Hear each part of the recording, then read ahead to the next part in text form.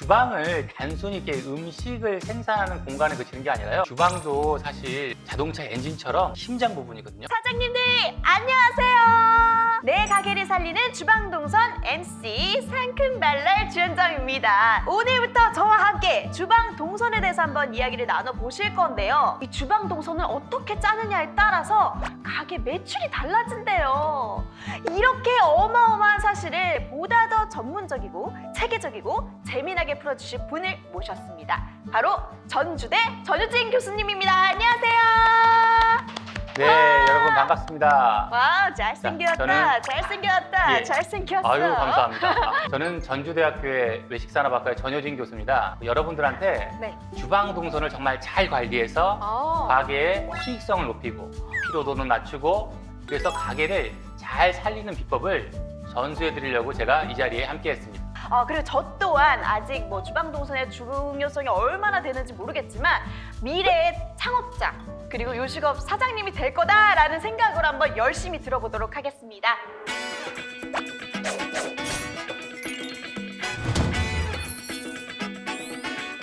주방을 우리가 잘 이해하기 위해서요. 네. 제가 먼저 우리 현정님한테 질문 하나 드려볼게요. 자, 현정님은 네.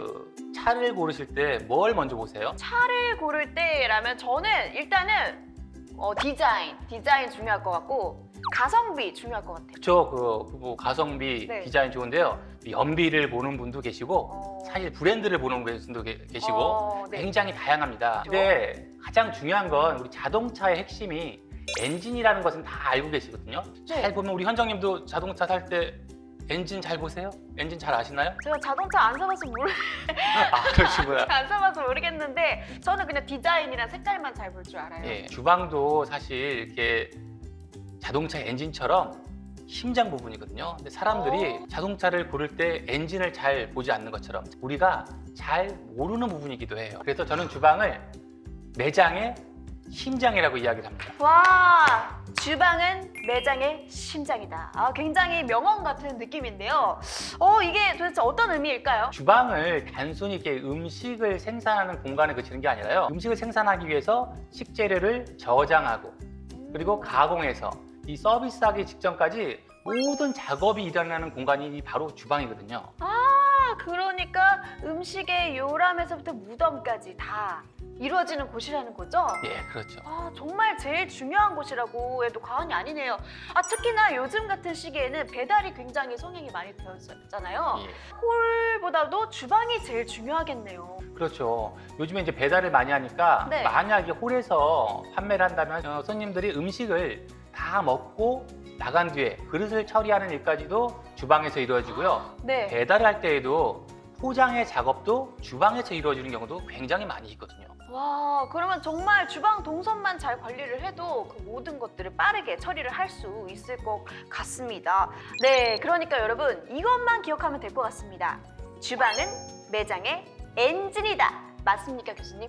네, 맞습니다. 우리 현정님이 핵심 아주 잘 캐치하시고 계십니다. 교수님, 제 이름이 뭐라고요? 현정? 주현정이 아닙니다. 똑현정이라고 불러주세요. 네, 앞으로. 알겠습니다. 똑똑해. 그러면 이제 본격적으로 시작하기 앞서서 우리 사장님들이 조금 더 효율적으로 관리하기 위해서 알아둬야 될 그런 기본 원칙 같은 게 좀 있을 수도 있을 것 같아요. 네, 있죠. 자, 우선 다음에 세 가지만 기억하고 계시는 게 좋을 것 같아요. 세 가지. 자, 네. 첫 번째. 나는 주방에서 생산성을 높인다. 생산성. 두 번째. 나는 주방에서 작업의 피로도를 줄인다. 피로도. 자, 그리고 마지막 세 번째. 나는 주방에서 안전성을 지킨다. 안전성. 우와, 아니 무슨 저 지금 뭐 서 이런 느낌이었는데 정말 세 가지만 딱 기억하면은 핵심이 되는 건가요, 이게? 저희가 앞으로 네. 이 세 가지를 기준으로요, 이 주방 동선을 이야기할 텐데요. 이 그림처럼 이 네. 현정님도 팔을 좀 이렇게 저어보세요. 이렇게요? 네. 슉슉슉 예. 이렇게 맞습니다. 이렇게 운동하는 예. 것 같은데 왜 이렇게 저으라고 하시는 거죠 지금? 자, 저한테? 지금 하신 것처럼 네. 이런 수많은 작업들이요. 네. 하루에 정말 수도 없이 주방에서 반복이 됩니다. 그래서 이 작업을 원활히 하기 위해서요. 이 정상 작업 영역이라고 하는데요. 이 영역에서 작업을 설정하는 것이 굉장히 중요합니다. 어떻게 그거를 설정할 수 있는지 궁금해요. 네, 우리가 이 최대 작업 영역이라고 하는 것은요. 우리가 손을 이렇게 뻗었을 때 손을 앞으로 뻗어서 작업할 수 있는 것들을 우리가 최대 작업 영역이라고 그러는데요. 이 최대 작업 영역으로 네. 그 이상으로 손을 뻗으면요. 작업의 속도도 줄어들고요. 일하는데 특히 피로감이 많이 증가를 해요.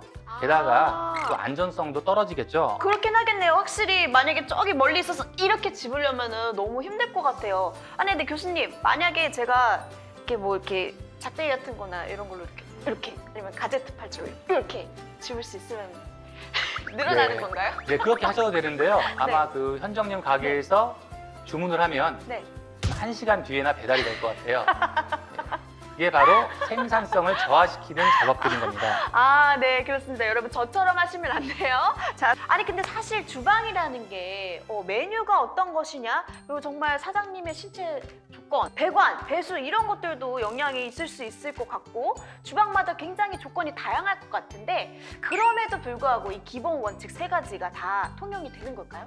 네, 그렇죠. 그래서 이렇게 주방에서 일어나는 일들요. 다 시뮬레이션 하면서 우리가 오. 말씀드린 네. 생산성, 공서체. 네. 공부를 많이 하면 이렇게 됩니다. 와우. 네, 두 번째 피로도, 네.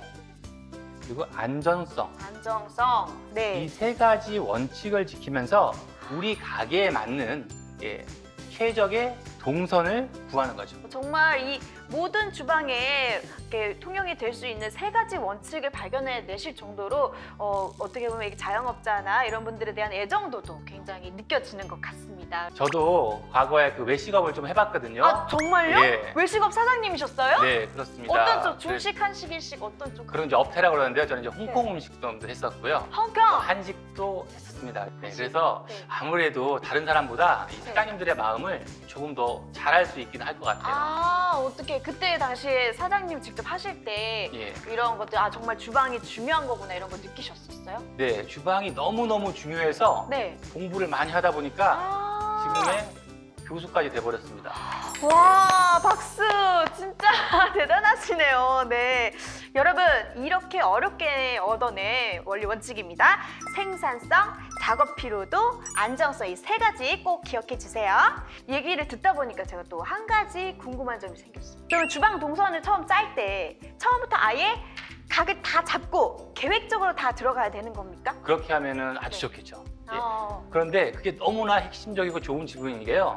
주방 동선은요, 처음에 잘 구성하는 게 좋습니다. 주방은요, 여러분 잘 생각하시면 물이 가는 곳, 수전이라고 그러죠. 네. 수전도 있고요, 배수도 있어요. 또 가스, 배관 등이 다 함께 이루어진 것이 주방 공간이죠. 처음에 이런 설계를 잘못하면요, 주방을 다시 하려고 그러면요, 엄청나게 많은 비용이 들 수밖에 없어요. 그러네요. 막 배수도 바꾸기에 너무 큰 작업. 자, 만약에 우리가 이 포장이나 이 배달 판매를 시작하거나 이 부족했던 메뉴 카테고리를 추가할 때 고려를 한다 하더라도요, 이 무작정 해야지 이러면 절대 안 돼요.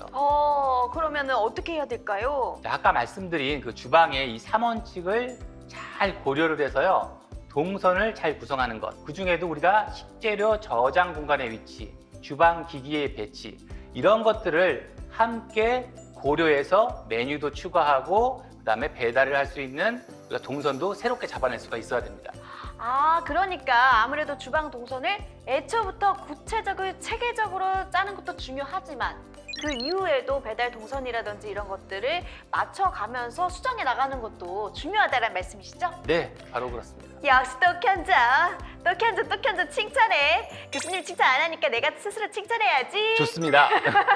네, 오늘은요 본격적으로 주방 동선에 대해서 알아보기 전에 도대체 주방 동선이 왜 그렇게 중요한지, 그리고 이 주방 동선을 조금 더 효율적으로 짜기 위해서 지켜야 되는 기본 3원칙에 대해서 한번 배워봤습니다. 너무나도 유익한 시간이었던 것 같아요. 저는 오늘 가장 기억에 많이 남는 말이 진짜 아까 멋있게 말씀해 주셨거든요. 주방은 매장의 심장이다. 이렇게 말씀을 해주셨죠. 그리고 또 이 생산성, 작업 피로도, 안정성 이 3가지 꼭 기억해야 된다. 이 말씀해 주신 게 굉장히 기억에 많이 남습니다. 잘 기억하고 계시는데요.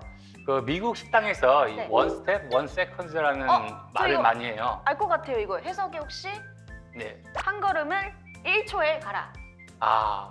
비슷하다고 말씀만 드릴게요. 네. 주방에서는요, 이 네. 한 걸음 더 걸을 때마다 1초가 늘어난다. 이런 의미예요. 정말요? 한 걸음이 그만큼 중요한 거네요. 그렇군요. 네, 주방에서는 이 네. 시간이 이 곧 생명이거든요. 특히 요즘처럼 이 배달이 너무 많아지고 이 배달이 늘어난 상황에서는요, 더더욱 중요합니다. 그래서 우리 앞으로 저하고 우리 똑현정님이랑 네. 이 사장님들이 우리 점포의 동선 한번 점검하고 이 생산성에 관련된 원칙을 잘 지키고 있는지를 한번 생각해보고 점검하면서 함께 배워가도록 하겠습니다. 네, 여러분 저희한테 맡겨주세요. 맡겨주세요. 네, 알겠습니다. 네, 앞으로 메뉴를 가장 효과적으로 공급할 수 있는 주방 기기와 기구 배치, 그리고 저장 공간의 구성, 직원의 피로도를 최소화해서 생산성을 향상시키는 주방 동선 등 정말 다양한 내용들을 많이 준비를 했으니까요. 사장님들 함께 보시면서 매출 향상 증진에 꼭 도움이 되었으면 좋겠습니다. 교수님, 그러면 저희가 본격적으로 이제 다음 시간부터 시작을 할 건데 어떤 걸 다뤄볼까요? 네, 다음 시간에서는요, 이 조리를 하기 전의 단계, 식자재를 저장하고 이 손질하는 단계에서 주방 동선을 효과적으로 구성하는 법을 좀 알아보도록 하겠습니다. 그러면은 저희가 알찬 내용 준비해서 다음 시간에 또 여러분들을 찾아뵙도록 하겠습니다. 사장님들 주방 동선 잘 관리하시고, 자, 요거 따라해 보실까요? 쫑쫑 쫑! 돈 많이 버세요. 다음 시간에 뵙겠습니다. 네, 다음 시간에 뵙겠습니다.